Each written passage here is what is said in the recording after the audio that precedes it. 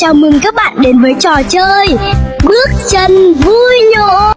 Để biết được cách chơi và luật chơi, các bạn lắng nghe tớ nói về cách chơi và luật chơi nhé. Cô giáo đã chuẩn bị một bản nhạc.